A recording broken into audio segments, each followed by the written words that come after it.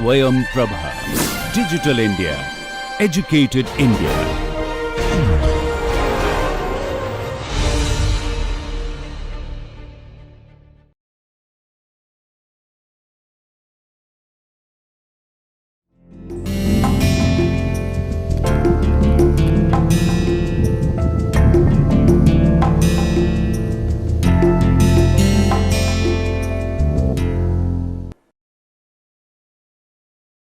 Hello friends, so Exploratory Statistical Data Analysis with R Software ESDAR में आप सभी का फिर से एक बार बहुत बहुत स्वागत है। और आपको याद होगा कि पिछले लेक्चर में हम लोगों ने ग्राफिक्स के बारे में एक डिस्कशन करना स्टार्ट किया था। और ग्राफिक्स में मैंने आपको बताया था कि जब भी कभी हमारे पास कोई डेटा आता है तो डेटा खुद से तो स्वयं से तो आपको नहीं बता सकता है कि मेरे अंदर ये इन्फॉर्मेशन है और मेरे पास ऐसी कैरेक्टरिस्टिक्स हैं।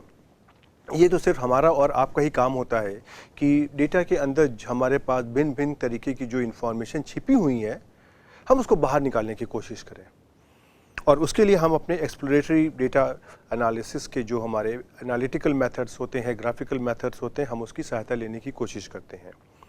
और आपने देखा था कि सबसे पहले हम लोगों ने फ्रीक्वेंसी टेबल की बात करी है। फ्रीक्वेंसी टेबल में हमने अपने एक बहुत बड़े डेटा को मैंने कॉम्प्रिहेंड करने की कोशिश करी थी। और आपने देखा कि जो हमारा डेटा बहुत फैला हुआ था उसको मैंने एक छोटी सी टेबल में मैंने उसको दिखा दिया। और जैसे ही मैंने उसको छोटी सी टेबल में दिखाने की कोशिश करी उस डेटा के अंदर छुपी हुई बहुत सारी इन्फॉर्मेशन हमारे सामने आ गई। जैसे अगर हम कहें कि हमारे पास 3 कैटेगरी थी, कैटेगरी 1, कैटेगरी 2, कैटेगरी 3, तो कैटेगरी 1 का हमारे पास कितना डेटा है, कैटेगरी 2 का कितना डेटा है, कैटेगरी 3 की एब्सोल्यूट फ्रीक्वेंसी क्या है इत्यादि। और उसी चीज़ को फिर हमने ग्राफिकली मैंने उसको दिखाने की कोशिश करी। तो ग्राफिकली दिखाने के लिए मैंने उसमें डिफरेंट तरह के प्लॉट्स, डिफरेंट तरीके के ग्राफिक्स हम उसकी सहायता लेंगे। तो उन्हीं ग्राफिक्स में से मैंने आपको पिछली बार बार प्लॉट के बारे में बताया था। और जब मैंने आपको बार प्लॉट के बारे में बताया था, मेरा इंटेंशन ये बिल्कुल भी नहीं था कि मैं आपको बार प्लॉट सिखाना चाहता हूँ। बार प्लॉट तो आपको पहले से आता है, लेकिन मैं आपको सिर्फ ये बताना चाहता था कि जो आपको पहले से बार प्लॉट आता है उस बार प्लॉट के हमारे क्या क्या कंपोनेंट्स होते हैं, उस बार प्लॉट को कैसे पढ़ने की कोशिश करते हैं, उस बार प्लॉट की क्या क्या कैरेक्टरिस्टिक्स होती हैं। जैसे उसकी जो हाइट होती है वो तो एब्सोल्यूट फ्रीक्वेंसी या रिलेटिव फ्रीक्वेंसी के प्रोपोर्शनल होती है, लेकिन उसकी जो विड्थ होती है उसका कोई मतलब नहीं होता है। वो आप कुछ भी दे सकते हैं और उसका कोई इंटरप्रिटेशन नहीं होता है। उसके अलावा मैंने आपको ये भी दिखाया था कि जो भी आप ग्राफिक की बात करेंगे, आप जिस प्लॉट की भी आप चॉइस करेंगे कि वो आपके डेटा को अच्छे से प्रेजेंट कर सकता है, उसका एक अपना आर कमांड होगा। और कभी कभी उस आर कमांड को आप डायरेक्टली यूज़ कर सकते हैं और कभी कभी आपको उस आर कमांड को जो उस सिंटैक्स का स्ट्रक्चर हो उसके अकॉर्डिंग आपको देना पड़ेगा। जैसे हमने अगर बार प्लॉट बनाने की कोशिश करी तो हमको अपने डेटा को टेबल के फॉर्म में देना पड़ा। क्यों?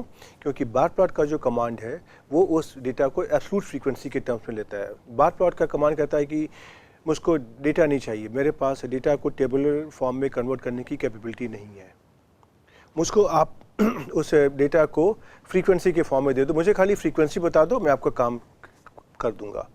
तो सबसे पहले मैंने डेटा को टेबुलर फॉर्म में कन्वर्ट किया, चाहे मैंने एब्सोल्यूट फ्रीक्वेंसी निकाली, रिलेटिव फ्रीक्वेंसी निकाली, और उसके बाद मैंने फिर अपना बार प्लॉट तैयार करने की कोशिश करी।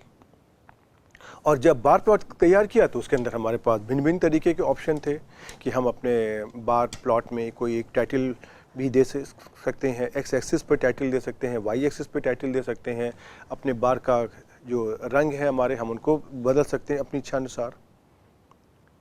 उसके अलावा बहुत सारी चीज़ें थी जो उसके हेल्प मेन्यू में थी।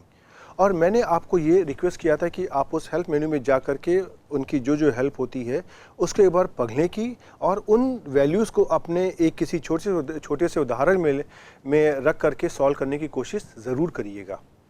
उससे क्या होगा, क्योंकि हम जो आगे आने वाले हमारे जो ग्राफिक्स हैं उनके अंदर जो हमारे पैरामीटर्स होते हैं वो मोर और लेस सिमिलर होते हैं। जो मैंने बार प्लॉट के जो मैंने पैरामीटर्स पढ़े हैं और जो मैंने बाकी प्लॉट्स में आप देखोगे कि मोर और लेस उनके नाम सेम ही रखे गए हैं। जैसे हम कहें मेन, तो मेन का काम होता है कि प्लॉट में टाइटल देने का। तो यूजुअली आप देखोगे कि मैक्सिमम जगह पर जहाँ भी हमको अपना चार्ट का टाइटल देना होता है वहाँ पे हम अपना पैरामीटर मेन ही इस्तेमाल करते हैं। इसलिए आप एक बार जब कर लोगे तो आपको बाकी चार्ट को समझना बहुत आसान हो जाएगा, और जितना कुछ मैंने आपको यहाँ पे करके दिखा दिया शायद मैं आगे आपको उसको थोड़ा सा कम करता जाऊँगा। क्यों? जो मेरे पास बाकी टाइम होगा उसमें से मैं आपको एक नए ग्राफिक के बारे में बताने की कोशिश करूँगा। राइट, तो उम्मीद करते हैं कि आप इन चीज़ों को रिवाइज करके आए होंगे, और आज हम उसी में से आपको जो हमारा एक और तरीके का बार प्लॉट होता है उसकी बात करेंगे। ये बार प्लॉट कैसा होता है? इसको हम कहते हैं सब डिवाइडेड बार प्लॉट। तो सब डिवाइडेड बार प्लॉट में क्या होता है? अगर हम एक छोटा सा उदाहरण लें कि किन कंडीशंस में आप इस तरीके का सब डिवाइडेड बार प्लॉट आप लेने की कोशिश करोगे। आपको याद होगा मैंने एक बार शॉपिंग मॉल का डेटा लिया हुआ था। तो शॉपिंग मॉल के डेटा में कुछ ऐसा है कि एक शॉपिंग मॉल है जिसे लेकर के शाम को या रात में 9 बजे तक खुलता है, और उसमें से डिफरेंट टाइम्स पे लोग आते रहते हैं। कुछ यंग होते हैं, कुछ ओल्ड होते हैं, कुछ मेल होते हैं, कुछ फीमेल होते हैं। ओके, तो अब आप ये मानिए कि एक शॉपिंग मॉल में कोई इंसान एक सैलून खोलना चाहता है, और वो सैलून मतलब बाल काटने की जो जगह होती है वहाँ पे, और उसी सैलून में उसके 2 हिस्से हैं, मेल के लिए अलग और फीमेल के लिए अलग। अब डेफिनेटली अगर वो मेल और फीमेल दोनों के लिए अगर वो सुबह से लेकर के रात तक खुलेगा अगर, तो उसको ज़्यादा एम्प्लॉय रखने पड़ेंगे, ज़्यादा कॉस्ट बढ़ जाएगी, और जो बाल कटवाने के या जो बाकी सैलून के हमारे काम होते हैं उनकी कॉस्ट बढ़ जाएगी, तो लोगों को वो महंगा लगेगा। तो उसने ये सोचा कि हम ऐसा क्यों नहीं करते हैं, हम ज़रा सा ऑब्ज़र्व करें कि हमारे इस शॉपिंग मॉल में मेल और फीमेल किस टाइम पे कम और किस टाइम पे ज़्यादा आते हैं, और उसके अनुसार हम अपने सैलून की टाइमिंग्स को फिक्स कर सकते हैं, और हम अपने जो भी एम्प्लॉयज़ हैं हम उनको वहाँ पर कॉल कर सकते हैं। अब ऑब्वियसली कोई एम्प्लॉय अगर 16 घंटे तो काम नहीं कर सकता है, 12 घंटे तो काम एक साथ नहीं कर सकता है, तो आपको वहाँ पे 2 एम्प्लॉय करना पड़ेगा। लेकिन अगर आपको खाली 8 ही घंटे के काम लेना अगर है तो उसके लिए खाली एक ही एम्प्लॉय बहुत है। तो अब उसके सवाल का जवाब कैसे दिया जाए? तो हम क्या करेंगे? अब आपको सांख्यिकी थोड़ी बहुत आ गई है, काम पर की आपको सांख्यिकी आ गई है। आप क्या करोगे? आप इसका फ्रीक्वेंसी टेबल बनाने की कोशिश करोगे। आप क्या करोगे? आप उस मॉल में सुबह 9 बजे से लेकर के रात में 9 बजे तक किस किस समय पर कौन आ रहा है, आप उसको रिकॉर्ड करने की कोशिश करोगे। अब सवाल है कि क्या रिकॉर्ड करने की कोशिश करोगे? उनका नाम, पता, फ़ोन नंबर, क्या चीज़, हाइट, वेट, एज, इसमें से हम कुछ नहीं करेंगे। क्यों? मैंने बताया था कि जो भी आपका ऑब्जेक्टिव होता है स्टडी का, आप उसके अनुसार काम करते हो। तो हमारी ऑब्जेक्टिव क्या है? हमारा जो स्टडी का ऑब्जेक्टिव क्या है? हम क्या पता करना चाहते हैं? हम पता करना चाहते हैं खाली इतना कि हमारे पास जो सैलून है उसमें से मेल और फीमेल जो हमारे उसके सेक्शंस हैं उसके एम्प्लॉय अलग अलग होते हैं, तो उन एम्प्लॉयज़ को हम कितने बजे कॉल करें जिससे कि हमारा प्रॉफिट मैक्सिमम हो जाए। तो आप सिर्फ खाली इतना ही डेटा कलेक्शन करना चाहोगे कि जो उस शॉपिंग मॉल में आ रहा है किसी पर्टिकुलर टाइम पे, उसका जेंडर क्या है, मेल है कि फीमेल है। राइट? अब आपने सुबह 9 बजे से लेकर के रात में 9 बजे तक का डेटा ले लिया, आपके पास मेल, फीमेल, एमएफ करके पूरा डेटा आ गया।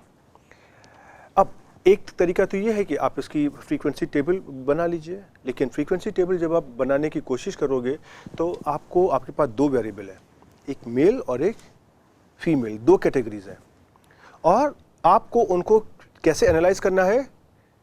समय के साथ में, अर्थात 9 से 10 बजे के बीच में हमारे पास कितने मेल आए और कितने फीमेल आए। 10 से 11 के बीच में हमारे पास अगर 200 लोग आए तो 200 में से कितने मेल थे और कितने फीमेल थे। उसी तरह से 11 से 12, 12 से 1, 2 से 3 अप टू रात में 9 बजे तक हमने एक घंटे का डेटा लेने का फैसला कर लिया। अब हर घंटे में आपके पास दो कैटेगरीज हैं, मेल और फीमेल। अब समस्या ये आती है कि इस तरह के डेटा को अगर हमको एनालाइज करना है तो कैसे किया जाए। ठीक है, अगर आप कई सारी फ्रीक्वेंसी टेबल अगर बनाना चाहें कि टाइम के हिसाब से मेल की फ्रीक्वेंसी अलग, फीमेल की फ्रीक्वेंसी अलग, सब कुछ कर सकते हैं, लेकिन एक चीज़ होती है कि क्या कोई भी काम को एफिशिएंटली किया जा सकता है जिसमें समय कम लगे और वो हमको पूरी इंफॉर्मेशन दे। हो सकता है ग्राफिक्स आपके पास कोई ऐसा हो जिसके द्वारा आप इस डेटा को बहुत आसानी से आप दिखा सकें और उसमें से आपको सही इंफॉर्मेशन बहुत जल्दी मिल जाएगी। इसको कैसे किया जाए? अब आपने अभी तक जो पढ़ के रखा है खाली एक ही चीज़, बार डायग्राम, बार प्लॉट। तो आपकी जो बार होती है वो आपकी एक कैटेगरी को कोवर्ट इंडिकेट करती है। तो अगर हम इस डेटा को बनाना चाहेंगे तो आपके पास क्या आ जाएगा, एक मेल की बार और एक फीमेल की बार। लेकिन आप क्या ये चाहते हैं? नहीं। और आपको फिर हर घंटे के लिए मेल फीमेल की अलग अलग बार्स बन जाएंगी। उसको भी समझना, आप समझ सकते हो, लेकिन उसे क्या कोई आसानी से काम कर सकते हैं हम? अगर हम ऐसा करें कि सपोज कि ये हमारी एक बार है और इस बार को अगर हम दो हिस्सों में डिवाइड कर दें, एक हिस्सा इंडिकेट करेगा मेल और अगला हिस्सा इंडिकेट करेगा फीमेल, तो क्या हुआ, 9 से 10 के बीच में हमारी एक बार आ गई और उस बार को हमने दो हिस्सों में डिवाइड कर दिया और जो हमारी मेल की फ्रीक्वेंसी और फीमेल की फ्रीक्वेंसी के प्रोपोर्शनल कर दिया। और उसी तरीके से हमारे पास 10 से 11, 11 से 12, हर एक घंटे की हमारे पास एक बार ऐसी बन के आ गई। राइट, एक बार ऐसी बन के आ गई और उस बार में जो उसके सब सेक्शंस हैं उनकी जो लंबाई है वो आपकी उसकी एब्सोल्यूट फ्रीक्वेंसी या रिलेटिव फ्रीक्वेंसी को दिखा रही है। तो क्या अब इस बार के जो हमारे छोटे हिस्से हुए हैं उनकी हाइट को देख करके आप ये फैसला कर सकते हैं कि किस घंटे में आपके पास मेल और फीमेल ज़्यादा आते हैं, या कौन सा ऐसा घंटा है जहाँ पे हमारे पास मेल ज़्यादा आते हैं और फीमेल कम आते हैं, और वाइस वर्सा। तो इस तरह की इंफॉर्मेशन के लिए हम सब डिवाइडेड बार प्लॉट का इस्तेमाल कर सकते हैं। राइट, अब अगर ऐसी मान ली कि उस शॉपिंग मॉल में कोई अगर एक आदमी कोल्ड ड्रिंक के टेस्ट के बारे में अगर कुछ इन्फॉर्मेशन लेना चाहता है, तो आपको पता है कि अगर कोई आदमी सुबह 9 बजे अगर शॉपिंग मॉल में आ रहा है तो शायद उसकी कोल्ड ड्रिंक, चाय, कॉफ़ी, कुछ खाने पीने की इच्छा नहीं करेगी। लेकिन अगर वो शाम को 6 बजे आ रहा है तो उसकी एक कप चाय, कॉफ़ी या कोल्ड ड्रिंक की इच्छा होती है।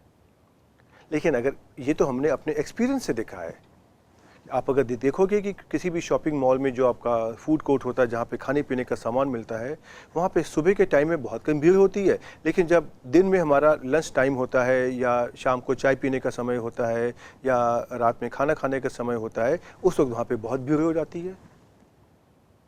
तो इस तरह की अगर आपको इन्फॉर्मेशन अपने किसी शॉपिंग मॉल वाले को देनी है कि आपके पास दिन में 1 बजे से 3 बजे तक में ज़्यादा लोग खाना खाने आएंगे, शाम को 3 से 5 के बीच में लोग चाय पीने वाले ज़्यादा आएंगे, रात में 8 से 10 बजे के बीच में लोग खाना खाने वाले ज़्यादा आएंगे, और जो आपके खाना खाने वाले आने वाले उसमें भी आपके अलग अलग तरीके के लोग हैं, जो उसमें हमारे यंग चिल्ड्रन हैं, मिडिल एज पीपल हैं, एल्डर पीपल हैं।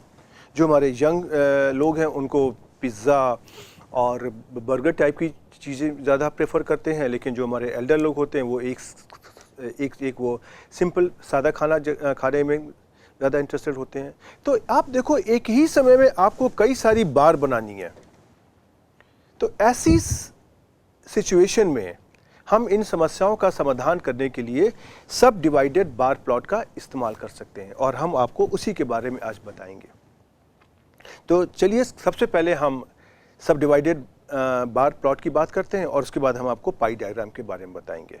चलिए हम अपने इस लेक्चर की शुरुआत करते हैं, और लेकिन आपको ये भी तो बता दें कि इस लेक्चर की स्लाइड कहाँ से मिलेंगी।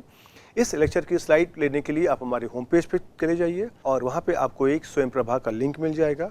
उस स्वयं प्रभा के लिंक के अंदर जब आप आएंगे तो आपको वहाँ पर इस लेक्चर की स्लाइड्स PDF फॉर्मेट में अपलोडेड मिलेंगी।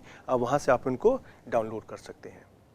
ओके, अब हमारे होम पेज का एड्रेस क्या है? हमारे होम पेज का एड्रेस है home.iitk.ac.in/SHALAB/SP मतलब स्वयं प्रभा। और अगर आपको इसमें भी कोई दिक्कत हो रही है तो आप इस QR कोड को आप स्कैन कर लीजिए और स्कैन करके आप इसको जब आप आएंगे तो आपको ये इसी एड्रेस पर, इसी वेबसाइट के एड्रेस से वहाँ पे पहुँचा देगा और इसको स्कैन करने के लिए आप अपने फ़ोन में किसी भी फ्री एप्लीकेशन का आप इस्तेमाल कर सकते हैं, राइट। और अगर आपको इसमें भी कोई दिक्कत हो रही है तो आप इंटरनेट के किसी भी सर्च इंजन में चले आइए, वहाँ पे आप हमारा नाम टाइप कर दिए, हमारे संस्थान का नाम टाइप कर दिए। उम्मीद करते हैं कि वो आपको हमारे होम पेज पर ले आएगा और वहाँ से आप इन स्लाइड्स को बहुत आराम से डाउनलोड कर सकते हैं, राइट। ओके, तो सबसे पहली बात तो ये आती है कि ये जो हमारे सब डिवाइडेड बार डायग्राम, या इसका हमको एक और नाम होता है कंपोनेंट बार डायग्राम, ये क्या चीज़ होती है? तो ये जो डायग्राम होते हैं ये हमारे जो भी डेटा होता है उसकी जो फ्रीक्वेंसी होती है, उसके डिफरेंट मैग्नीट्यूड्स होते हैं, उनको ये डिफरेंट हिस्सों में डिवाइड करने की कोशिश करता है। जैसे कि अभी जो हमने उदाहरण करके से लिया है कि जहाँ पे आपको सुबह 9 बजे से 10 बजे के बीच में और 10 बजे से 11 बजे के बीच में अगर हम एक अपना अपना बार प्लॉट अगर बनाना चाहें तो हम ऐसा बना सकते हैं 9 से 10, 10 से 11, 11 से 12, 12 से 1। और हमको यहाँ पे एक एक बार प्लॉट बनाना है तो मैंने 9 बजे हमारे पास जितने भी कस्टमर आए तो यहाँ वाई एक्सिस पर आपकी फ्रीक्वेंसी होगी कि आपके टोटल कितने कस्टमर आए मेल और फीमेल को मिला करके, राइट। तो यहाँ पे आपने इसकी फ्रीक्वेंसी बना ली कि यहाँ पे आपकी फ्रीक्वेंसी थी सपोज F1। 10 बजे आपके कितने लोग आए, आप कुछ संख्या बढ़ जाती है, 11 बजे और संख्या बढ़ जाती है, 12 बजे और संख्या बढ़ जाती है। तो इसके करस्पॉन्डिंग आपने यहाँ पे जो उनकी फ्रीक्वेंसीज थी F1, F2, F3, F4, उसके हिसाब से आपने यहाँ पर इस तरह की बार प्लॉट को तैयार कर लिया। अब समस्या हमारी ये है कि इस बार प्लॉट को भी हमको मेल और फीमेल में डिवाइड करना है। तो हम लोग क्या कर सकते हैं, जैसे कि हमने देखा कि अगर हमारे पास सुबह 9 बजे हमारे पास से F1 इक्वल टू सपोज 100, मान लीजिए कि 100 लोग आए और 100 लोग में से आपने देखा कि इसमें से जो 70% लोग हैं, 70 लोग हैं, वो तो हमारे आए हैं मेल और 30% हमारे आए हैं फीमेल। तो हम क्या कर सकते हैं, हम इन दोनों हिस्सों को अगर हम एक उदाहरण के तौर पे लें, हम उनको डिफरेंट कलर से इंडिकेट कर सकते हैं। जैसे मैंने हरे कलर से कर दिया, जैसे ऐसे करके, और इसी तरीके से जो हमारा फीमेल वाला पार्ट है उसको मैंने किसी और रंग से कर दिया, पर्पल कर लिया, राइट। उसी तरीके से हम जब मान ली कि अगले अपने बार में आते हैं 10 बजे, तो 10 बजे मैंने देखा कि हमारे पास सपोज़ F2 इक्वल टू 150 लोग आए हैं, राइट। तो यहाँ भी मैंने इसको फिर अपने मेल और फीमेल में डिवाइड करने की कोशिश करी और यहाँ पे मैंने देखा कि हमारे मेल और फीमेल दोनों बराबर आए हैं। तो मैंने यहाँ पे अब हमको कुछ नहीं करना है, अब हमको खाली अपना ये कलर यहाँ पे कर देना है बस, और यहाँ पे कहीं हमको लिख देना है कि इस कलर का क्या मतलब है। इस कलर का हमारा मतलब है फीमेल, अर्थात कि जो हमारे शॉपिंग मॉल में लोग आए हैं वो फीमेल आए हैं। और नीचे वाले पार्ट को हमको क्या कर देना है, खाली अगर इसको हम हरा रंग कर दें अगर हम, और यहाँ पे ऊपर हम लिख दें कि हरे रंग का क्या मतलब है, मेल, राइट।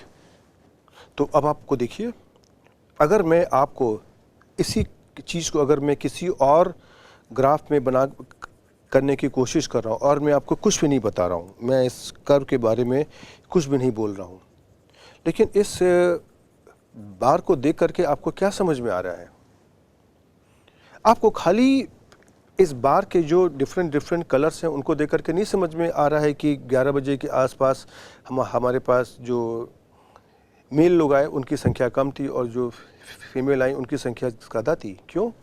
ये पार्ट आपको फीमेल को डिनोट कर रहा है और ये पार्ट आपको मेल को डिनोट कर रहा है। तो लेकिन आपने देखिए यहाँ पे किया क्या, आपके पास जो भी आपकी बार यहाँ पे थी, आपने एक बार ये बनाई और इसको आपने कैटेगरीज में डिवाइड कर दिया। जैसे यहाँ पर मैंने खाली 2 ही कैटेगरी ली हैं, लेकिन अगर आपके पास मान लीजिए 3 कैटेगरी हैं, जैसे कि आपने कोल्ड ड्रिंक के बारे में लिया, उसका टेस्ट गुड हो सकता है, बेटर हो सकता है, ओके हो सकता है, राइट। तो या आपने कोई ऐसा कुछ खाने के सामान लिया, उसके बारे में पूछा कि इसका स्वाद कैसा है, मीठा है, नमकीन है या न्यूट्रल है, तो वो भी आपकी क्या है, कैटेगरी। तो आप यहाँ पे हर एक बार को डिफरेंट कैटेगरीज में आप डिवाइड कर सकते हो, कैटेगरी 1, कैटेगरी 2, कैटेगरी 3, कैटेगरी 4, और हर एक कैटेगरी के अंदर आप हर एक कैटेगरी को अलग अलग तरीके से आप दिखा सकते हैं। और हर एक जो हमारी कैटेगरी है, ये हमारी इसकी जो हाइट है, ये हमारी इसकी एब्सोल्यूट फ्रीक्वेंसी के प्रोपोर्शनल है या रिलेटिव फ्रीक्वेंसी के प्रोपोर्शनल है। अर्थात कहने का मतलब ये है कि इस बार की जितनी भी हाइट होगी या इस सब डिवाइडेड बार की जितनी भी हाइट होगी, वह उसके उस प्रोपोर्शन को दिखाने की कोशिश करेगी। जैसे हम ये बता सकते हैं कि इस वाले बार में, दूसरे नंबर के बार में, जो हमारा मेल और फीमेल का जो प्रोपोर्शन बराबर है। अर्थात यहाँ पे अगर हमारे पास 150 लोग टोटल आए हैं, तो ऐसा देखकर के लग रहा है कि यहाँ पे हमारे 75 मेल और 75 फीमेल आए हैं। ओके, तो देखिए ये हमारा क्या हुआ, बार डायग्राम। और इसके अंदर बार डायग्राम में आपने उसको डिफरेंट हिस्सों में डिवाइड कर दिया, इसीलिए हम इसको बोलते हैं सब डिवाइडेड बार डायग्राम। और इसके साथ में आपने क्या कर दिया, आपने इसमें कंपोनेंट भी देखिए बना दिए, component 1, component 2, component 3, component 4, right. तो इसीलिए हम इसको कंपोनेंट बार डायग्राम भी कहते हैं, राइट। तो ये हमारा है एक्सप्लेनेशन है कि जब भी आपके पास कोई कैटेगरिकल वेरिएबल है, जहाँ पर आपने उसका जो डेटा है उसका अलग अलग कैटेगरीज में बांट करके रखा हुआ है, और अगर आप उस डेटा को डिफरेंट कैटेगरीज में डिवाइड करके एक ही बार के अंदर इंडिकेट करना चाहते हैं, दिखाना चाहते हैं, तो आपको सब डिवाइडेड बार डायग्राम का इस्तेमाल करना चाहिए, राइट।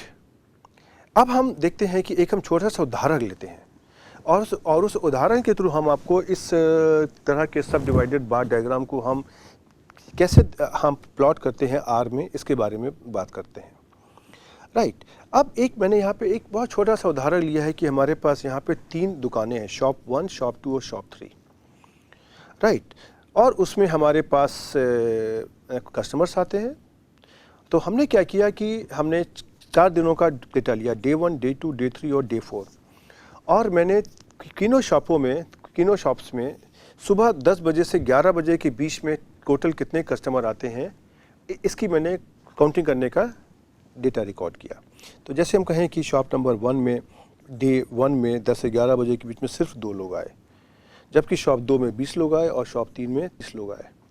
उसी तरह से शॉप 1 में दूसरे दिन में 26 लोग आए, शॉप 2 में 53 लोग आए और शॉप 3 में 40 लोग आए। उसी तरह से डे 3 में हमारे पास पहले दिन में 42 लोग आए, फिर शॉप 2 में हमारे पास 15 लोग आए और शॉप 3 में हमारे पास 25 लोग आए। उसी तरह से चौथे दिन हमारी शॉप नंबर 1 में 30 लोग आए, शॉप नंबर 2 में 75 लोग आए और शॉप 3 में 100 लोग आए, राइट। अब इस तरह का हमारे पास डेटा है, और इसको हम कैसे प्लॉट कर सकते हैं। इसको अगर हम अपने सब डिवाइडेड बार प्लॉट का अगर हम यहाँ पे कॉन्सेप्ट लेते हैं, तो हम उसमें उसको प्लॉट कर सकते हैं, राइट। आपके पास 2 तरह के यहाँ पे बार हो सकते हैं।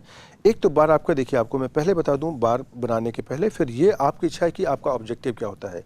एक तो हम कर सकते हैं कि यहाँ पे हमारे पास शॉप 1, शॉप 2 और शॉप 3, राइट। यहाँ पे हम शॉप ले लें 1, 2, 3, और इसमें से हम इसको क्विन के द्वारा हम इसको 4 हिस्सों में डिवाइड कर दें, राइट। और दूसरा ऑप्शन क्या है कि हम यहाँ पे डे ले लें, डे 1, 2, 3 और 4। तो डे हमारे में ऐसे, जैसे हमारा ऐसा डेटा आ गया डे 3 में, डे 4 में, और इसको मैंने 3 हिस्सों में डिवाइड कर दिया, शॉप 1, शॉप 2, शॉप 3 करके ऐसे, राइट। तो यहाँ पे हमारा क्या आ गया, शॉप, और पहले वाले में यहाँ पे हमारा क्या था, डे। तो ये देखिए आप पर डिपेंड करता है कि आप किस तरीके का इन्फ्रेंस निकालना चाहते हो। आप उस दुकान का जो डेटा है शॉप वाइज दिखाना चाहते हो कि डे वाइज दिखाना चाहते हो, राइट। तो चलिए अब इसकी हम बात करते हैं कि आर में हम इसको कैसे तैयार करेंगे। देखिए आर में तैयार करने के लिए जब आपको जब सब डिवाइडेड या कंपोनेंट बार डायग्राम आपको तैयार करना है तो उसकी कंडीशन है, जो उसका डेटा है वह मैट्रिक्स के फॉर्म का होना चाहिए। अब देखिए, आपको मैंने शुरुआत में इसीलिए मैंने आपको मैट्रिक्स के बारे में थोड़ा सा रिवाइज करा दिया था, क्योंकि मुझे मालूम है कि बीच बीच में हमको मैट्रिक्स की आवश्यकता पड़ने वाली है, लेकिन चूंकि मैंने आपको रिवाइज करा दिया था इसलिए मुझे यहाँ पर उसको फिर से बताने की आवश्यकता नहीं है कि मैट्रिक्स कैसे तैयार होती है और मैट्रिक्स के अंदर हम कैसे अपनी डेटा की एंट्री करते हैं।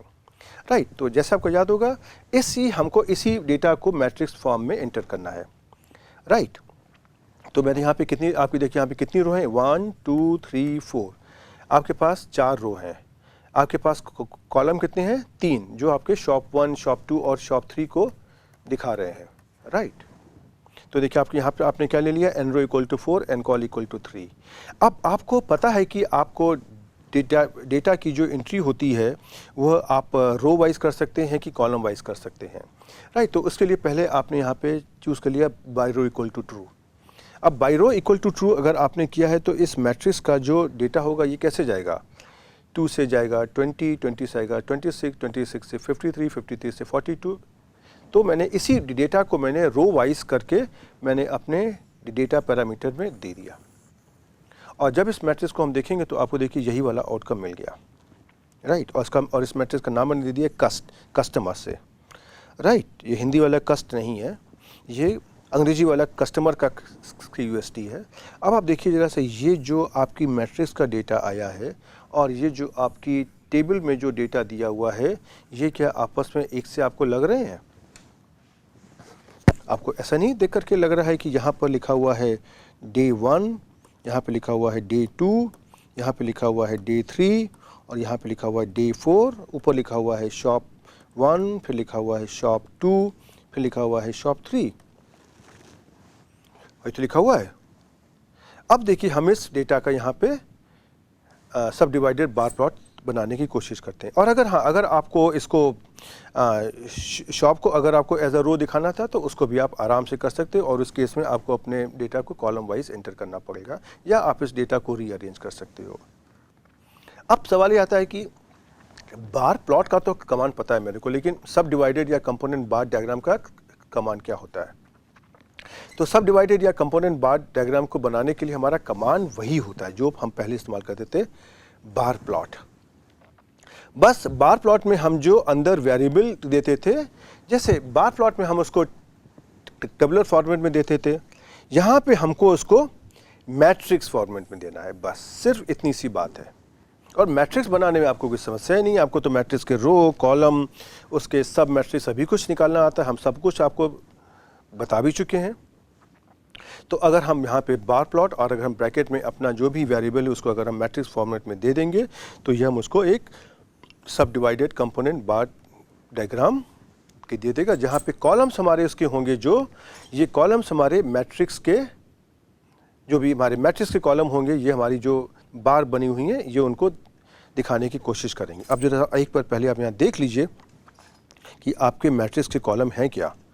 देखिए यही तो कॉलम है। राइट, इसको भूलिएगा मत, मैं आपको फिर से आपको बाद में इसको बनाने के बाद में दिखाऊंगा। राइट, अब हम एक काम करते हैं, चलिए इसी डेटा को जरा हम यहाँ पे पर प्लॉट करने की कोशिश करते हैं। तो देखा आपने, मैंने इसका डेटा यहाँ पे कस्ट नाम के वेरिएबल में स्टोर कर लिया था, और यहाँ पर मैंने कहा बार प्लॉट कस्ट CUST, और जैसे ही देखिए आपने किया, आपको देखिए ऐसा एक ये डायग्राम बन के आ गया। जरा सा हम इसको पहले समझने की कोशिश करते हैं, फिर हम इसको बाद में प्लॉट करने की कोशिश करेंगे। तो देखिए ये यहाँ पे क्या दे रहा है, ये जो पहला वाला आपका बार है ये आपका दे रहा है शॉप 1, यहाँ पे दे रहा है शॉप 2, और तीसरी जो बार है यहाँ पे दे रहा है शॉप 3, और जो इसके सब सेक्शंस बने आप देखिए, यहाँ पे एक डार्क ग्रे, थोड़ा सा उससे हल्का ग्रे, उससे हल्का ग्रे, और उससे भी कम ग्रे बन गया।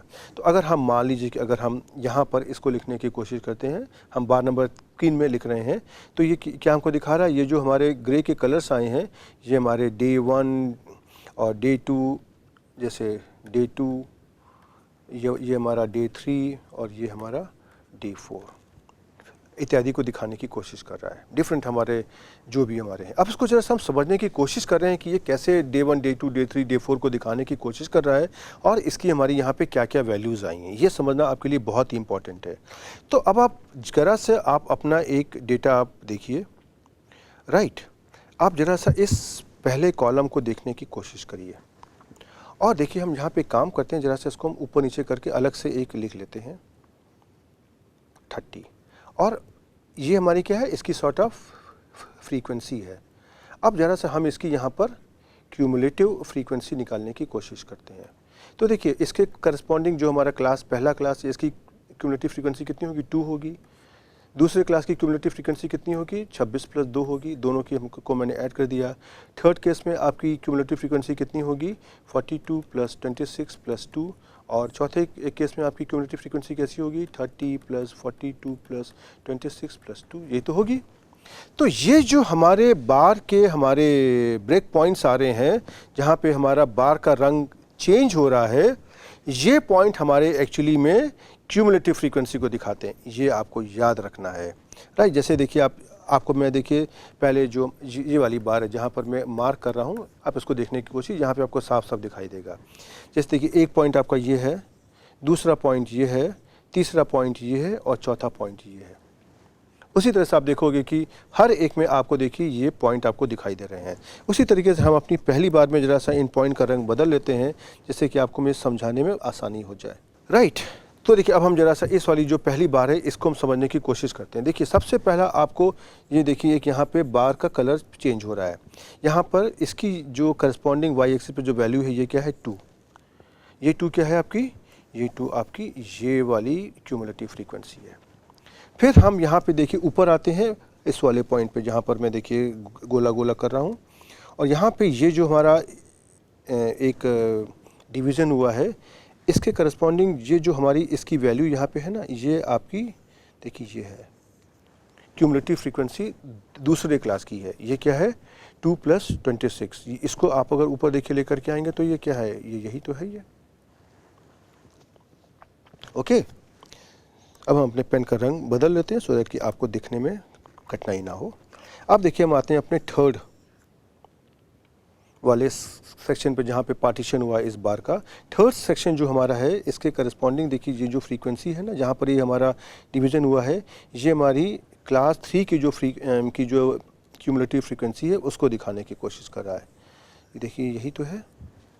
और उसी तरीके से जो हमारी फाइनल हमारी ये है अंतिम वाली, ये तो हमारा टोटल है। तो ये तो हमारी जो चौथे क्लास की फ्रीक्वेंसी या जो टोटल नंबर ऑफ ऑब्जर्वेशंस होंगे ये उनको दिखाने की कोशिश कर रहा है।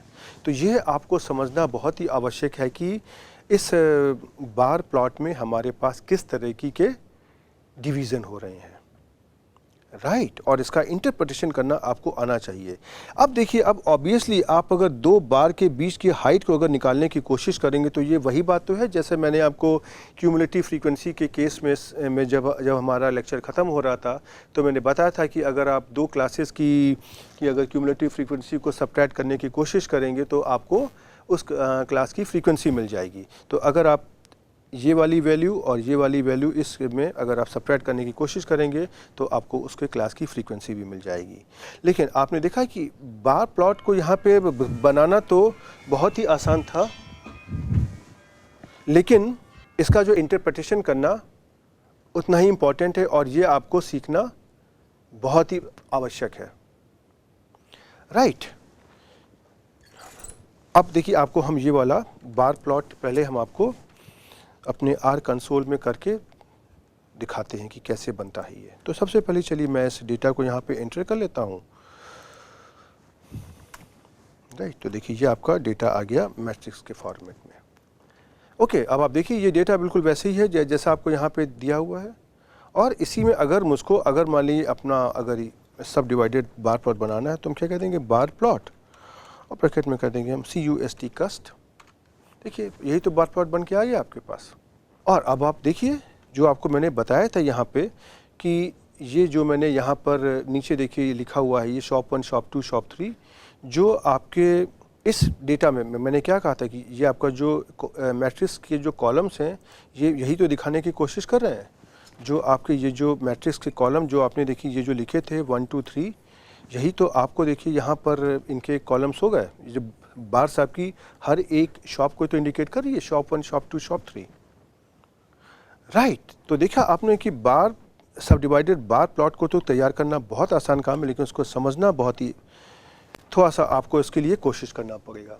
ऐसा नहीं कि आपको देख करके आंख से समझ में आ जाएगा पूरा पूरा। और इसी में अगर आप मान लीजिए डिफरेंट सेक्शन से आप अगर रंग को चेंज करना चाहते हैं और आप अगर यहाँ पे टाइटल देना चाहते हैं, राइट, एक्स एक्सिस पर, एक्स एक्सिस का जो मेन हेडिंग देना चाहते हैं, वाई एक्सिस पर आप कुछ आप लिखना चाहते हैं, तो जैसा आपको मैंने बताया था जब मैंने आपको बार डायग्राम बनाने की कोशिश करी तो मैंने आपको एक एक चीज़ों के बारे में बताया था और ये भी कहा था कि वही कमांड हमारे आगे भी इस्तेमाल होंगे।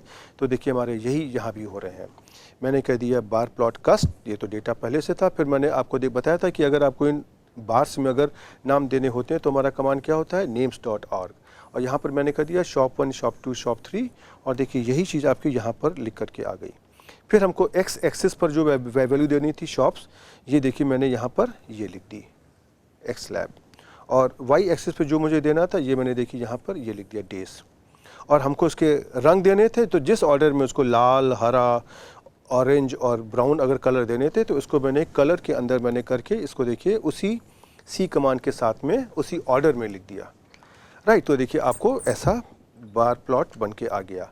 अब हम जरा सा इस बार प्लॉट को भी जरा एक बार बना करके देख लें कि यहाँ पे कैसा बनता है। देखिए हम उस कमांड को यहाँ पे कॉपी पेस्ट करेंगे और देखिए आपको ये बन गया, राइट। और इसी में आप अगर मान लीजिए कुछ और यहाँ पे आप अगर कलर देना चाहते हैं, आप उसको यहाँ पर ब्लैक करना चाहते हैं या ऑरेंज को आप सपोज़ अगर आप मैजेंटा करना चाहते हैं, राइट, ग्रीन को आप से आप पिंक करना चाहते हैं, तो आप ये करेंगे। देखिए आपको एक अलग तरीके का बार प्लॉट मिल गया, राइट। आप इसमें से जहाँ पे आपने हेडिंग्स दी हुई हैं, शॉप्स दी हुई हैं, वहाँ पे आप कर सकते हैं शॉप्स 1-2-3। तो देखिए आप जैसे ही करेंगे देखिए आपका ये शॉप भी बदल गई।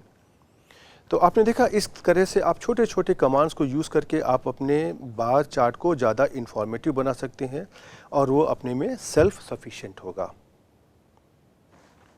राइट।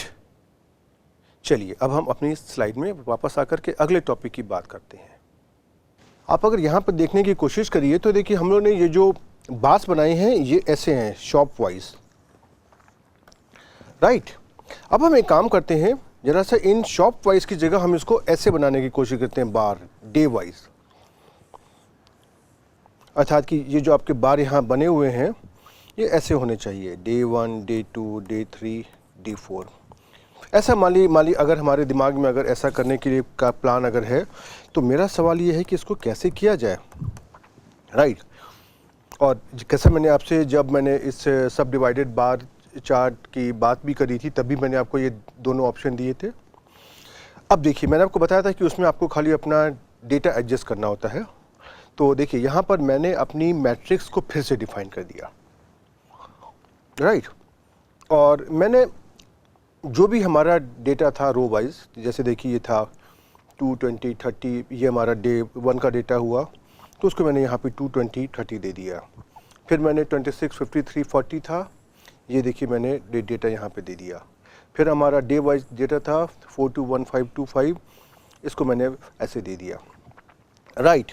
अब इसके द्वारा देखिए मुझको क्या मिल गई, ऐसी मैट्रिक्स मिल गई। अब आप ये अगर देखेंगे इसमें तो ये जो लिखा हुआ है यहाँ पे क्या है, डे 1, फिर लिखा हुआ है डे 2, और यहाँ पे क्या लिखा हुआ है, डे 3, और यहाँ पे क्या लिखा हुआ है, डे 4, और यहाँ पे क्या लिखा है, शॉप 1, शॉप 2 और शॉप 3। और इस डेटा को मैंने कस्टमर 1 में ऐड कर लिया है, मैंने उसमें उसको सेव कर लिया है, CUST1, जब मैंने कस्टमर 1, जैसे कस्ट हमारा पहले वाला था। ये चलिए हम पहले एक काम करते हैं, पहले इसको ज़रा सा हम प्लॉट करके देख लेते हैं कि इसमें क्या हो रहा है। तो चलिए हम अपने आर कंसोल पे आते हैं और इसको मैंने कस्टमर 1 की जो मैट्रिक्स है इसको देखिए मैंने यहाँ पर दे दिया। तो देखिए आपकी मैट्रिक्स आ गई। अब इसमें से मुझे क्या करना है, बहुत ही आसान है, बार प्लॉट कस्ट 1। देखिए ये आपको देखिए, ये देखिए ये आपको देखिए कस्ट 1 से जब आपने यहाँ पे कोई कमांड नहीं दिया था, आपके यहाँ पे 1, 2, 3, 4 देखिए आपके ये आपका डे 1, डे 2, डे 3, डे 4 के बार्स आपके आ गए। अब हम एक काम करते हैं, इसके अंदर से ज़रा सा हम अपना जो भी कमांड इसके अंदर हम अपने डिफरेंट ऑप्शंस दे देते हैं, जैसा मैंने पहले दिया था, और इसी की फिर हम एनालिसिस करेंगे। ये देखिए मैंने इसके अंदर डिफरेंट कलर्स दे दिए। अब देखिए ये आपका ग्राफ बन के आ गया। देखिए यहाँ पे सब कुछ लिखा हुआ है साफ साफ, डे 1, डे 2, डे 3, डे 4, फिर यहाँ पे इसकी जो भी शॉप्स के बारे में लिखा है, जो हमारे लाल पीले नीले कलर हैं, ये शॉप 1, शॉप 2, शॉप 3 को इंडिकेट करने की कोशिश कर रहे हैं। राइट, अब हम देखिए अपनी स्लाइड में आते हैं और हम आपको समझाने की कोशिश करते हैं कि मैंने किया क्या। अब देखिए यहाँ पे जो आपका डेटा था, हर एक इस कस्ट 1 मैट्रिक्स का कॉलम एक हमारी बार के बराबर है, इस डायग्राम की एक बार के बराबर है। तो हमारे पास 4 हो गए, हमारे पास बार, और हमारे पास 3 हमारे हो गए रोज, अर्थात 3 तरह के कलर्स। राइट, तो देखिए यही तो देखिए यहाँ पे आया डे 1, डे 2, डे 3, डे 4, और हमने क्या किया, जो हमारा कमांड था इसमें यहाँ तो बार प्लॉट डेटा ही आ गया, नेम्स डॉट और को मैंने चेंज कर दिया। अब डे 1, डे 2, डे 3, डे 4 कर दिया, जो देखिए कि यहाँ पर आ गए, और मैंने एक्स लैब्स को मैंने क्या कर दिया, मैंने देखिए चेंज कर दिया डेज, देखिए ये यहाँ पर आ गया डेज, और वाई लैब अर्थात वाई एक्सिस पर हमारा क्या कमेंट आएगा, ये देखिए मैंने यहाँ पे लिख दिया, ये आपका आ गया शॉप्स। और उसी तरह से मैंने जो उनका कलर स्कीम है कि किस ऑर्डर में हमारे कलर्स आने चाहिए, इसको मैंने दे दिया। राइट, तो देखिए अब आपको इसको देख करके समझ में आ जाएगा कि इस बार प्लॉट को एडजस्ट करना और अपने ऑब्जेक्टिव के अनुसार इसको सेट करना कोई बड़ी बात तो नहीं, बहुत ही आसान है। सिर्फ आपको ये देखना है कि अपनी मैट्रिक्स को आप किस तरीके से डिफाइन करते हैं, और यही कारण थे कि मैंने आपको शुरू में रिवीजन के टाइम पर आर के जो भी कमांड्स में मैंने उसको मैट्रिक्स के बारे में भी बात करी थी। ओके, चलिए अब हम आते हैं अपने अगले चार्ट पर, वो है हमारा पाई डायग्राम। पाई डायग्राम आपको पता है कि आपने बहुत पहले से, बहुत ही जो एलिमेंट्री क्लासेस से आपको बताया जाता है। पाई चार्ट में आपको अगर मैं पहले कुछ भी बात करने के पहले बता दूं, कुछ इस तरह के नहीं हिस्से बने होते हैं, इसके अंदर डिफरेंट आपके कलर्स होते हैं। तो जैसे कि अगर हम चाहें तो हम इसको यहाँ पे एक हिस्से को हम येलो कर दें, और उसी तरीके से अगले हिस्से को हम मान लीजिए ब्लू कर दें। राइट, उसी तरह से अगले हिस्से को हम फिर रेड कर दें, और इस तरह से हमारे देखिए सेक्शन बन जाएंगे। जरा सा कभी आपने इस पाई डायग्राम को ध्यान से देखा है? इसके अंदर क्या क्या होता है? इसके अंदर ये एक सर्कल बना हुआ है, और सर्कल के अंदर देखिए ये इसका सेंटर है। राइट, इसको बोलते हैं केंद्र। अब केंद्र पर यहाँ पे देखिए बहुत सारे हिस्से बना दिए गए हैं, और ये हिस्से कहाँ से कंट्रोल हो रहे हैं? जो उनका एंगल है, देखिए ये जो एंगल है, ये जो एंगल है, ये जो एंगल है, इससे हमारे कंट्रोल हो रहे हैं। तो ये जो हमारा पाई चार्ट होता है ना, ये इन्हीं एंगल्स के थ्रू फ्रीक्वेंसी को कंट्रोल करने की कोशिश करता है।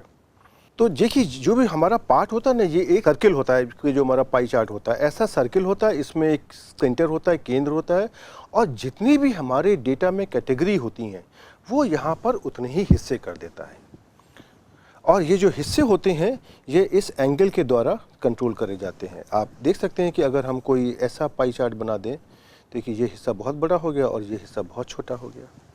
राइट, तो ये जो हर एक सेगमेंट का जो भी साइज़ होता है ये इसकी रिलेटिव फ्रीक्वेंसी पर डिपेंड करता है, और इसके साइज़ को निकालने के लिए हमारे पास क्या फॉर्मूला होता है, रिलेटिव फ्रीक्वेंसी इंटू 360 डिग्रीज, क्योंकि एंगल में है ना, तो इसलिए उसको 360 डिग्रीज करना पड़ता है, और जो उसका आउटकम होता है वो हमारा डिग्री में आता है। ओके, अब देखिए हम एक आपको बताते हैं कि आर में इसको कैसे बनाया जाता है। अब देखिए आपने बार चार्ट बनाना सीख लिया, आपने सब डिवाइडेड बार चार्ट बनाना सीख लिया, तो अब आप देखेंगे कि पाई चार्ट बनाना आपको बहुत आसान लगेगा, क्योंकि जो समस्या लोगों को आती है खाली उसके अंदर जो पैरामीटर्स होते हैं उनके लिए आती है। लेकिन अब आपको देखिएगा समझने में कोई भी दिक्कत नहीं आएगी। इसका देखिए बहुत ही आसान सा हमारा कमांड है पाई, PIE पाई।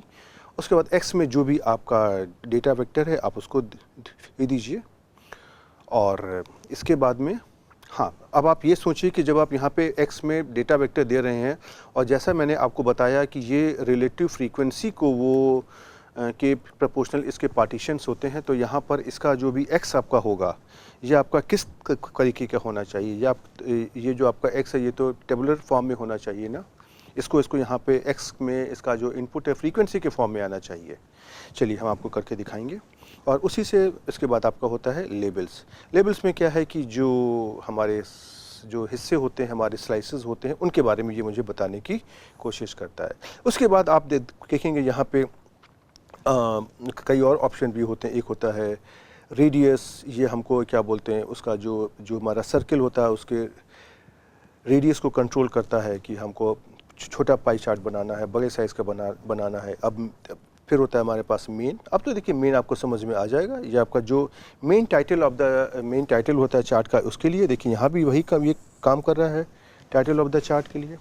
उसके बाद आपको होता है कलर। अब कलर आपको भी पता है कि कलर बने क्या होता है। कलर आपने अभी पूरा कंट्रोल किया है, बार चार्ट में किया है, आपने यहाँ पे सब डिवाइडेड बार से चार्ट में किया है। तो यही बात मैं आपको बता रहा था कि अगर आप इन कमांड्स को एक बार कर लेंगे तो बाकी कमांड बहुत सारे आपके ग्राफिक्स में कॉमन होते हैं। अब उसके बाद में यस, अब पाई चार्ट में एक तो खास बात होती है कि आपके जो सेगमेंट बनाने हैं वो क्लॉकवाइज बनाने हैं कि एंटी क्लॉकवाइज बनाने हैं। अर्थात जो आपकी जैसे घड़ी होती, घड़ी कैसे चलती है ऐसे, तो ये हो गया क्लॉकवाइज, राइट। अगर इसी का अगर हमको उल्टा करना है घड़ी की उल्टी डायरेक्शन में, तो उसको हम क्या बोलते हैं यहाँ पे ट्रू फॉल्स कर देते हैं। ये जो हमारा क्लॉकवाइज है इसकी हमारी दो वैल्यू होती हैं, ट्रू या फॉल्स। अगर मुझे क्लॉकवाइज चाहिए तो हम कर देंगे ट्रू, और अगर एंटी क्लॉकवाइज चाहिए और अगर हमको उसका एंटी क्लॉकवाइज चाहिए तो हम उसको कर देंगे फॉल्स, राइट। ओके, तो चलिए अब हम जरा सा इस पाई चार्ट का भी एक उदाहरण लेकर के आपको यहाँ पर कुछ दिखाने की कोशिश करते हैं, राइट। तो मैंने अपना जो पहले वाला डेटा था मैंने उसी को ले लिया, जहाँ पर मैंने 10 लोगों के बारे में, उनकी क्वालिफ़िकेशन के बारे में पूछा है कि वो ग्रेजुएट हैं कि नॉन ग्रेजुएट हैं।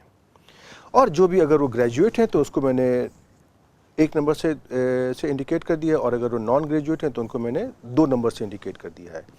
और देखिए ये इनका डेटा 1 और 2 जो हमारे इंडिकेटर वेरिएबल्स हैं इसके टर्म्स में आ गया। अब इसी डेटा को मैंने एक नए डेटा वेक्टर में अपने आर के अंदर मैंने सेव कर लिया एज ए कॉली। कॉली का मतलब क्वालिफिकेशन, और आप देख सकते हो कि ये इसकी वैल्यू आ जाएगी और ये इसका स्क्रीनशॉट है। तो आप ये मान सकते हो कि अब मुझे आप बताइए इस डेटा को देख करके कि आपका यहाँ पे पाई चार्ट कैसा लगेगा। आप यहाँ पे कितनी कैटेगरीज हैं, एक है ग्रेजुएट और एक नॉन ग्रेजुएट, राइट। अब देखिए आपके यहाँ इनकी फ्रीक्वेंसी कितनी है, 1 की 1 2 3 4 5 6 7। तो अगर हम कोई ऐसा पाई चार्ट बनाते हैं तो इसमें आपका क्या होगा, 70% ये जो इस एंगल का, ये जो आपका टोटल एंगल कितना है 360 डिग्री, इसका जो 70% होगा इसमें आपकी कैटेगरी 1 होगी, और जो आप ये वाली कैटेगरी होगी, और जो 30% होगा वो शायद आपकी कैटेगरी 2 वाली होगी, राइट। अब इसको हम चलिए अपने आर में बना करके देखते हैं कैसा आता है। तो हम क्या करते हैं, चलिए हम इसको सबसे पहले हम इस डेटा को यहाँ पे लेते हैं। अब तो देखा इसका कमांड बहुत ही सिंपल है, पाई। तो देखिए सबसे पहले हम यहाँ पर इसको हटा देते हैं और हम यहाँ पे करते हैं, पहले अपना डेटा लिखते हैं कॉली। तो देखिए आपका ये डेटा आ गया कॉली। अब मैंने इसमें बना दिया पाई कॉली। मैं सही कर रहा हूँ कि गलत कर रहा हूँ, मैंने देखिए फिर से गलती करी। मैंने यहाँ पे पूरे डेटा को लिख दिया। अब डेटा तो 10 वैल्यूज़ है, उसने आपको 10 कैटेगरी उठा करके दे दिया, ये तो नहीं चाहिए आपको ना। आपको यहाँ पे क्या चाहिए था, मैंने इसकी बात करी थी अभी कि आपको यहाँ पर इसका जो भी वैल्यू आई है उसकी आपको फ्रीक्वेंसी देनी थी। देखिए तो जब मैंने ये बनाने की कोशिश करी तो जब मैंने पाई कॉली लिया तो मेरा ऐसा कुछ पिक्चर आ गया, जो आपको पता है कि ये तो गलत है। तो मैं आपको बार बार दिखाने की कोशिश कर रहा हूँ कि आपको इस तरह की कोई भी मिस्टेक नहीं करनी है। आपको यहाँ पे आपको उसको पहले टेबुलर फॉर्म में करना है, राइट।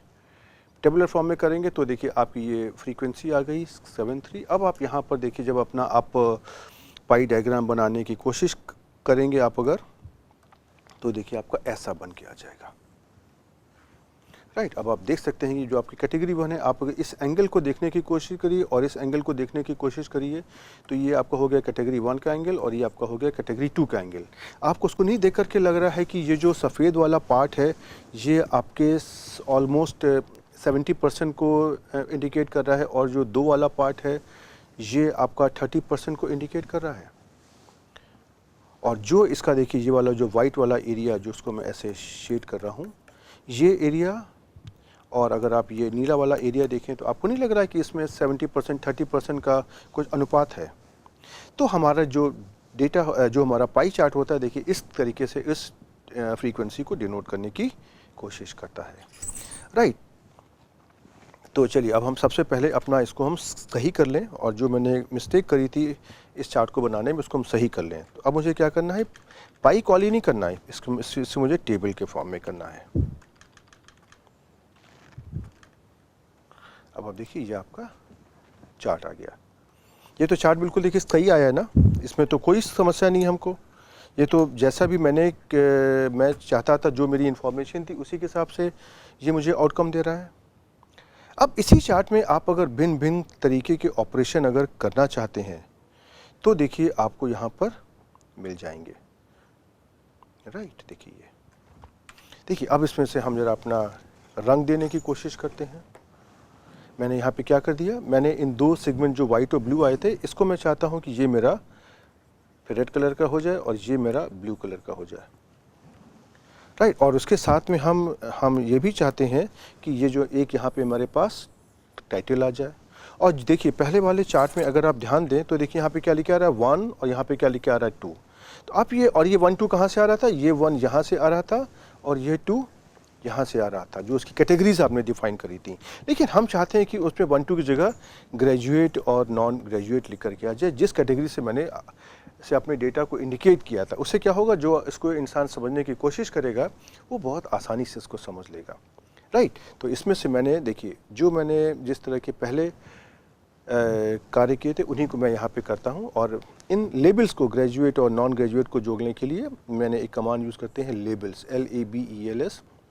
और यहाँ पे हम इस डेटा वेक्टर में C कमांड का यूज़ करते हुए ग्रेजुएट और नॉन ग्रेजुएट हम डबल कोट्स में लिख देते हैं। वो इसलिए क्योंकि ग्रेजुएट और नॉन ग्रेजुएट हमारे स्ट्रिंग है, कैरेक्टर है और उनको मुझे ऐसे ही यहाँ पर लिखना है। और उसी तरीके से मैं यहाँ पे लिख देता हूँ मेन में हमको क्या लिखना है, जो मुझे टाइटल चाहिए। तो मैंने यहाँ पे टाइटल लिखा पर्सन विद क्वालिफिकेशन और देखिए ये यहाँ पर लिख करके आ गया। अब इसमें आपको कलर्स आपको उसी ऑर्डर में लिखने होंगे जिस ऑर्डर में आप कैटेगरीज को चाहते हैं। तो देखिए ये मैंने क्या कर दिया, कलर इक्वल टू रेड और ब्लू। और अगर आप इसको एंटी क्लॉकवाइज चाहते हैं तो आप यहाँ पे एक और ऑप्शन चूज़ करते हैं ट्रू और फॉल, तो भी आपको काम बन जाएगा। तो चलिए सबसे पहले जरा सा हम इस पाई चार्ट को आपको यहाँ पर बना के दिखाते हैं, राइट। अब देखिए देखिए इसमें कलर्स आ गए और मैंने यही वाला कमांड मैंने यूज़ किया जो मैंने आपको दिखाया था, राइट। तो आप देख सकते हैं कि ये इनको इस तरह के पाई चार्ट बनाना बहुत ही आसान काम है।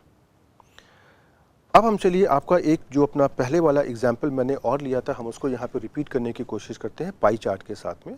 तो यहाँ पे हमारे क्या था, एक दुकान में 3 सेल्स पर्सन है और तीनों सेल्स पर्सन को मैंने एक नाम दे दिया है 1 2 3 और जो भी हमारी दुकान में 100 कस्टमर्स आते हैं वो उनको एंटरटेन करते हैं। तो पहले 100 कस्टमर को किन सेल्स पर्सन ने अटेंड किया है वो मैंने यहाँ पे 1 2 3 के फॉर्म से लिख दिया है, देखिए, राइट। तो और इसका जो डेटा हमारा है सेल्स पर के नाम से मैंने लिख दिया है। अब अगर हम आपको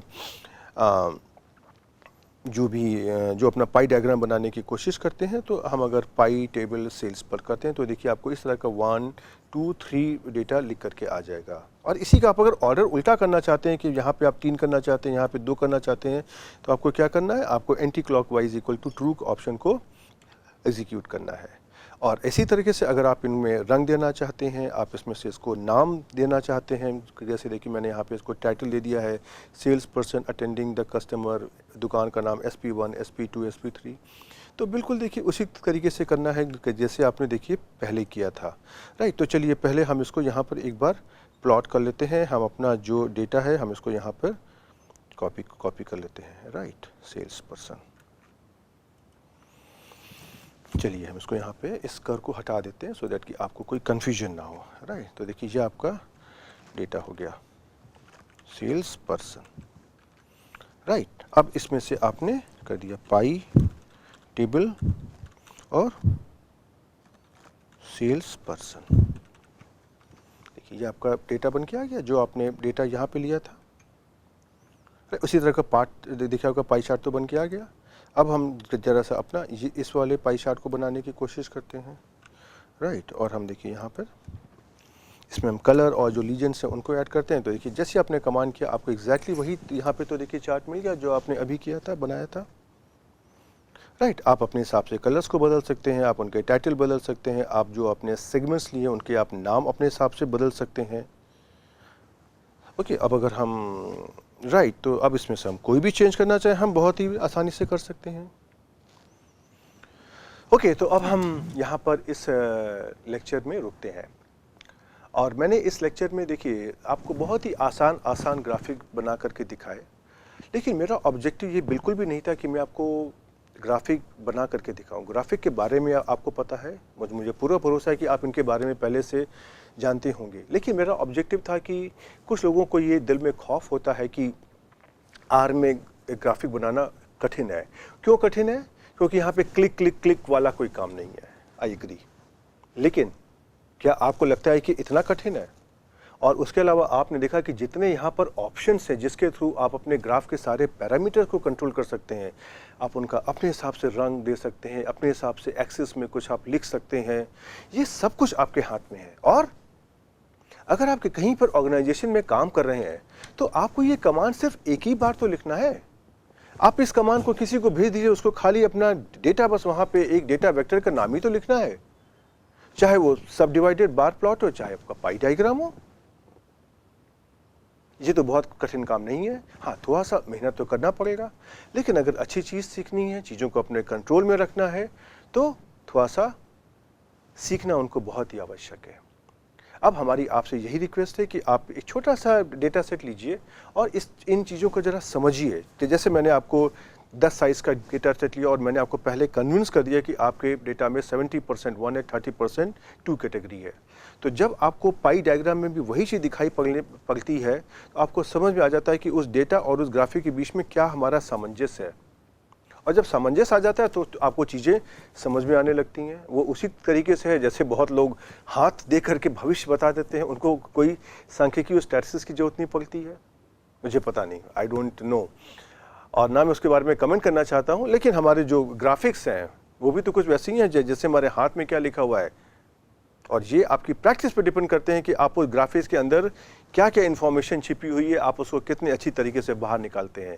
आप जितना ज़्यादा प्रैक्टिस करेंगे उतना ही ज़्यादा आप उसके अंदर छिपी हुई इन्फॉर्मेशन को बाहर निकाल पाएंगे। तो आप इनकी प्रैक्टिस करिए और मैं आपको अगले लेक्चर में मिलने श्योर आऊँगा, पक्का आऊँगा।